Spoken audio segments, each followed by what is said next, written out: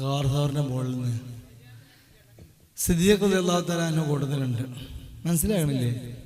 മോനെ പേരെന്താടാ? പേരെന്താ? ഫയാസ്. മാഷാ അല്ലാഹ്, നല്ല മോനാണ്.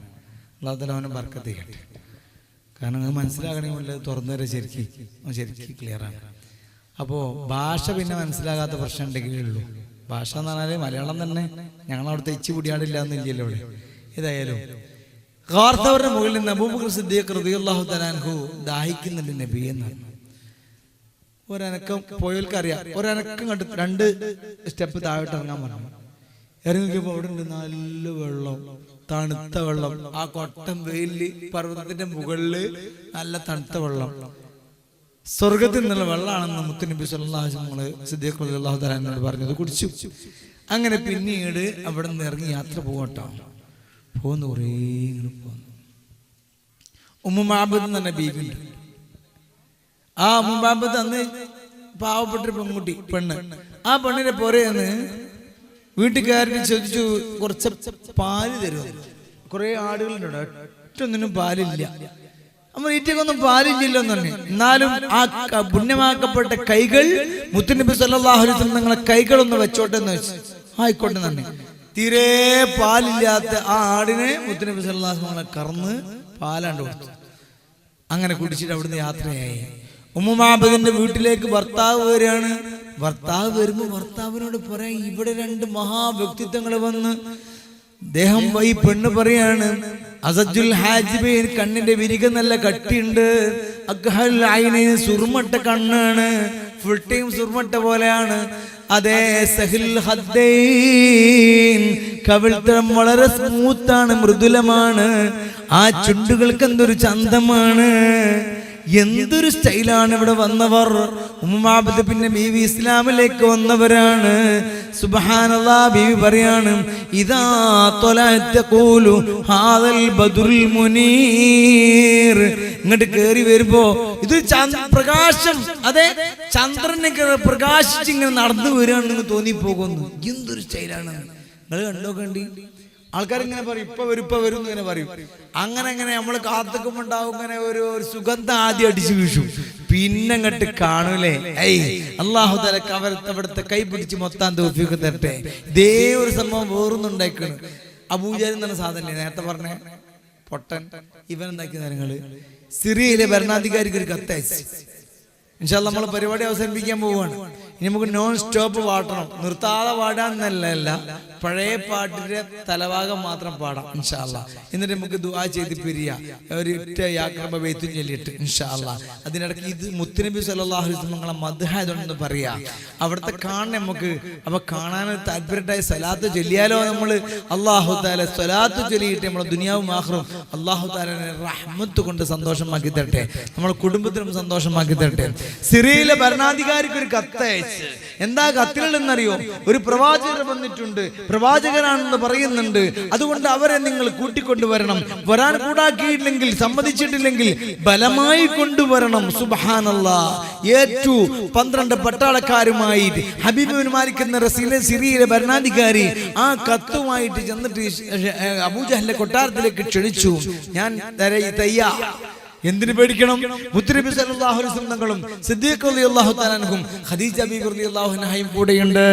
സുബ്ഹാനല്ലാഹ്. നേരെ വരുമ്പോ തലപ്പാവ് ധരിച്ചിട്ട് ഇങ്ങനെ അടിച്ചു വന്ന രംഗം കിതാബിൽ പറയുന്നു, പ്രൗഢം. ആ വരവ് ഇങ്ങനെ കണ്ടപ്പോ കാല് വെച്ചിരിക്കുന്ന ഖുറൈശികൾ തന്നെ ഞെട്ടി. യാ റബ്ബ്, എന്തല്ലേ?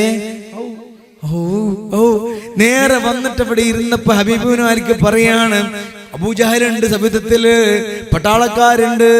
പടച്ചോനെ, അവിടെയുള്ള ആളുകളുടെ എന്ന് ചോദിക്കുകയാണ്. ഹബീബ് ബിൻ മാലിക്കിന്റെ ചോദ്യം, നിങ്ങൾ പ്രവാചകനാണെന്ന് പറയുന്നുണ്ടല്ലോ, എവിടുന്ന്? എന്നാൽ അതിന് മുഅ്ജിസത്ത് കാണിച്ചു തരാമോ? ഒറ്റടിക്ക് മുഅ്ജിസത്താണ് കാണിച്ചു കൊടുത്തില്ല. ചിലത് അങ്ങനെയുണ്ട്. ഖാജാ തങ്ങളെ പാപ്പ തീന ആരാധിക്കുന്ന ടീമിന്റെ മുന്നിൽ എത്തിയപ്പോ എന്താ കാര്യം എന്ന് വെച്ച്, നമ്മളിങ്ങനെ ആരാധിക്കുന്നുണ്ട്, ഈ തീ കൈ വെക്കുമെന്ന് വെച്ച് പൊള്ളും, നിങ്ങൾ കൈ വെക്കുമെന്ന് വെച്ചു. നിങ്ങളെ അള്ളാഹുവിന്റെ ഒരു വസ്തു എന്നല്ല, സൃഷ്ടിയെന്നല്ല പറഞ്ഞത്. നേരെ കൈ വെച്ചില്ല. ഓരോ കൂട്ടത്തുള്ളൊരു കുട്ടീനെ എടുത്തിട്ട് ആ തീ കണ്ടുപോയി. കുറേ സമയം കഴിഞ്ഞിട്ട് വന്ന് ആയിരക്കണക്കിന് ആൾക്കാർ ആ ഒറ്റ കറാമത്തോണ്ട് ഇസ്ലാമിലേക്ക് വന്ന്. ഇതേപോലെ മുത്തുനബി സല്ലല്ലാഹു അലൈഹി വസല്ലം ഒറ്റടിക്ക് എന്താക്കിയില്ല കാണിച്ചു കൊടുത്തില്ല. എന്ത് പറഞ്ഞാൽ എന്താ വേണ്ടെന്ന് വെച്ചു. വേണ്ടെന്ന് വെച്ചപ്പോ ഇയാള് പറയാണ് ചന്ദ്രൻ ആകാശത്തിൽ വരണം, പട്ടപകല് സൂര്യൻ എവിടുന്ന് പോകണം, ചന്ദ്രൻ വരണം, എന്നിട്ട് ചന്ദ്രനെ പിളർത്തണം, എന്നിട്ട് പിന്നെ കൂട്ടണം, പിന്നെ ചന്ദ്രൻ പോകണം, പിന്നെ സൂര്യൻ വരണം. എന്നാ വിശ്വസിക്കോ? ഇല്ല. എന്റെ കൽബിന്റെ ഉള്ളിൽ ഒരു രഹസ്യ കഥയുണ്ട്, അതുകൂടെ പറയണം. ജബൽ ഖുബൈസ് പർവ്വതത്തിന്റെ മുകൾ, വളരെ ചുരുക്കി പറയട്ടെ, ജബൽ ഖുബൈസ് പർവ്വതത്തിന്റെ മുകളിൽ കയറി 2 റക്അത്ത് നിസ്കാരം നിസ്കരിച്ചിട്ട് മുത്തുനബി സല്ലല്ലാഹു അലൈഹി വസല്ലം നിങ്ങളെ പറയുന്നു, കൊട്ടാരത്തിലുള്ളവരെല്ലാരും വിളിച്ചിട്ട് പറഞ്ഞു, റെഡി, ഞാനിതാ നിങ്ങളെ പറയുന്നത് കാണിക്കാൻ പോവാണ്. ആകാശത്തിലെ സൂര്യനോട് അങ്ങ് പോവാൻ പറയുന്നു. സൂര്യൻ അങ്ങ് മാറിക്കൊടുത്തു. ചന്ദ്രനോട് വരാൻ പറഞ്ഞു. ചന്ദ്രൻ വന്നു. സുബ്ഹാനല്ലാഹ്. രാജചേരമാൻ ഇസ്ലാം പുൽകിയേ. രാജചേരമാൻ പെരുമാള് ആ രംഗം കണ്ട് നിങ്ങൾക്ക് എല്ലാവർക്കും അറിയാലോ. ചന്ദ്രനെ പിളർത്തി, ആ പിളർത്തിയിട്ട് അത് കൂട്ടി, എന്നിട്ട് അതിനോട് പോകാൻ പറഞ്ഞു. വീണ്ടും സൂര്യനോട് വരാൻ പറഞ്ഞു. യാ റബ്ബു യാ അല്ലാഹ്. ഇങ്ങനെ തരിച്ചു നിൽക്കുക ആ സദസ്. ആ നേരത്തെ ഹബീബ് ഇബ്നു മാലിക് പറയാണ്, എന്റെ ഉള്ളിന്റെ ഉള്ളിൽ ഒരു രഹസ്യമുണ്ടേ, ആ രഹസ്യം നിങ്ങളെ മൗജിദത്ത് കൊണ്ട് നിങ്ങൾ പറഞ്ഞു തരണം. ആ നേരത്തെ മുഹമ്മദ് മുസ്തഫ സല്ലല്ലാഹു അലൈഹി വസല്ലം തങ്ങൾ പുഞ്ചിരിച്ച്, ഐ ഐ ലങ്കുമലങ്കൃത മൊഞ്ച, കാണാൻ എന്തൊരു മൊഞ്ച, ലങ്കുമലങ്കൃത മൊഞ്ച, കാണാൻ എന്തൊരു റേഞ്ച, അന്നേരം അടിവച്ചടി വെച്ചവർ എന്തൊരു സുന്ദരമേ, എങ്കും ലങ്കുമലങ്കൃത മൊഞ്ച, ബദറുൽ തിങ്കളി രാജ, കാണാൻ എന്തൊരു മൊഞ്ച, കണ്ടാൽ ഈമാൻ റേഞ്ച, ലങ്കുമലങ്കൃത മൊഞ്ച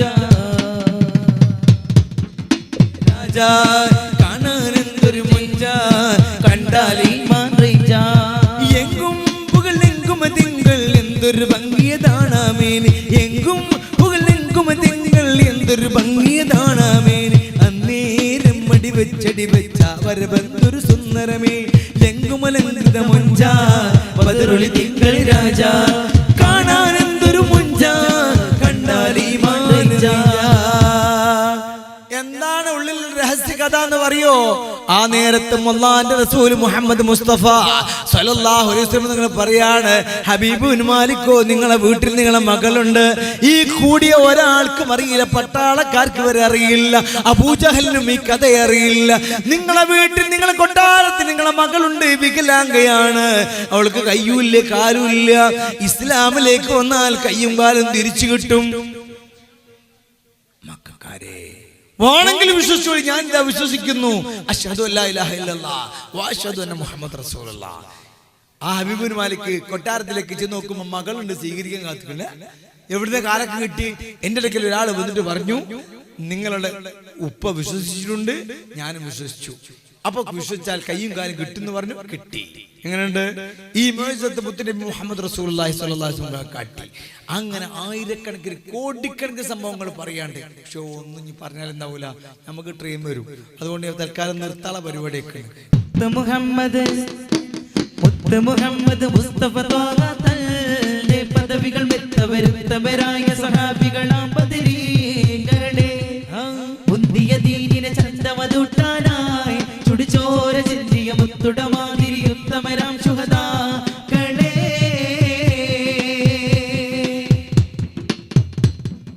മത്തിരമായിരം ശത്രു വിഭാഗമുതെത്തി ബദർപ്പണ മുറ്റത്ത്, മണ്ണിനെ നന്ന ഭുജാക്കില് മുന്നണി നിന്നിടെ മൂപ്പ സ്ഥാനത്ത്, കത്തിശരം കൊട്ടാരം വിവിധ തിരമായുധമേറ്റത്തിൽ, കൈകളുമായവരോട് ജിഹാദവ ചെയ്യുവതിന്നുള്ളൂറ്റത്തിൽ, മാതി മാതി ചവർ വെട്ടി കൂതി കൂതി ചണി തെറ്റി, ജന്മോജത്തരുമെന്തൊരു കേമാം 313 മഹാന്മാർ, അങ്കിങ്കും പൊങ്കും ചെറുപങ്കജ സ്വർഗം ഗണകൾ കേമ കിരീട തങ്കര തങ്ങൾ പൊങ്കുമലങ്കത മുത്ത് മുഹമ്മദ്, ഇന്നും മിൻസ് മടക്കിയോ ദിക്ക് സുലൈമാൻ നബിയുൽ ജഗദലപതികൾ കധിപതിയായി വാഴുമ്പോൾ,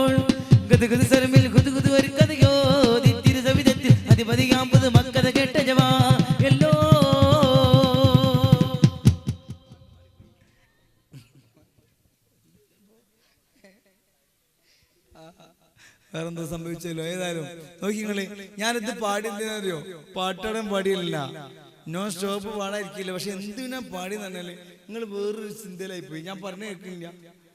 അപ്പൊ എന്താ സ്റ്റേജ് മയ്യാത്ത അവിടെ തന്നെ ഇവിടെ ഉണ്ടോ? ആസിഫിന്റെ പാത്രം മുന്നിൽ തന്നെ പാത്രം വെച്ചേ തീർന്നാ പറയും. ഒന്ന് അങ്ങോട്ട് പോയില്ലേ. അടുത്ത ഞായറാഴ്ച വരെ ഒരാളെയും കുറ്റം പറയാൻ തീരുമാനിക്കുന്നുണ്ടോ? പരിപാടി നമ്മളത് വിജയിച്ച്. നിങ്ങൾ നോക്കിയാണെ കള്ളുടിക്കൂല, വ്യഭിചരിക്കൂല, പിന്നെ നോണിയും പറയൂല, പലിശ കൊടുക്കൂല, വാങ്ങൂല. പക്ഷെ നമുക്ക് വലിയൊരു വീക്ക്നെസ് ആണ് ദുനിയാവില് ഏകദേശത്തുള്ളതാണ് ആരാന്റെ കുറ്റം പറയാ. മറ്റോനോ അത്, മറ്റോനോ ഓളത്, ഇവളിത്, എന്തിനാ ഇത്?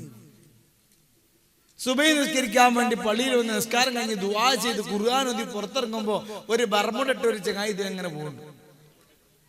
കണ്ടോ പോണണ്ട. അവന്റെ വാപ്പി ഇങ്ങനെ തന്നെ നിസ്കരിക്കൂല, നോമ്പൊന്നും ഒരിക്കല. എന്തെന്ന് ജീവിച്ചിരുന്ന കാര്യം ഇവൻ നിസ്കരിച്ചൊക്കെ അപ്പൊ ഉസ്താദേ ബർമുടിട്ട് നമ്മൾക്ക് ഓനോട് പറയാ, എടാ എന്റെ ഔറത്ത് കാണിക്കില്ലേ എന്ന് പറയാം. ഓനെന്തിലേക്കോട്ടെ നമ്മളെന്തിനാ കാര്യം നോക്കണെന്ന് ഓനോട് നേരിട്ട് ഉപദേശിക്കുക. അപ്പുറത്തപ്പുറത്തും ഒരുത്തൻ വെള്ളടിച്ചോട് വീണ് നമ്മള് വീട്ടിൽ പോയിട്ട് ഇവൻ വെള്ളടിച്ചിന്ന് പറയാൻ പറ്റൂല. ഓനോട് പറയാം, എടാ കുടിക്കരുത് ഇട്ടോ. ഓനക്ക് ഭൂമി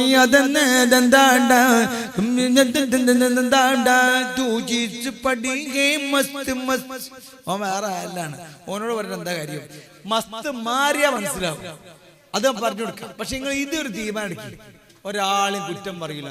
എന്റെ ക്ലാസ്സിൽ ഞാനിത് പറഞ്ഞിട്ട് ഒരാഴ്ച കഴിഞ്ഞിട്ട് ഇന്ന് ഡ്രൈവറായി ജോലി ചെയ്യുന്ന ഗൾഫിലുള്ള ഒരു കൂട്ടുകാരൻ ഓൻ പറയാ, ഉസ്താദേ നല്ല രസമുണ്ട്, ഒന്നും മിണ്ടായില്ല, അസ്സലാമു അലൈക്കും. വലൈക്കും അസ്സലാം.